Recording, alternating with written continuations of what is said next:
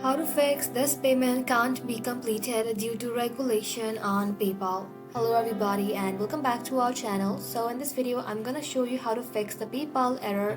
Sorry, this payment can't be completed due to regulations.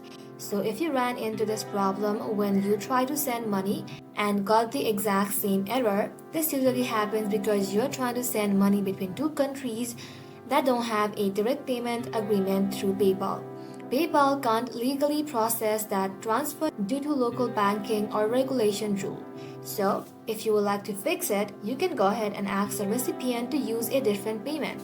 Use a different payment method or app. For example, you can switch to Wise, Revolut, or any other international money transfer services that works for both countries. Also, use a different card or account.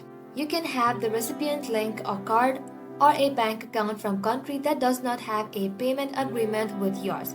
For example, if they have American card, link that to their PayPal.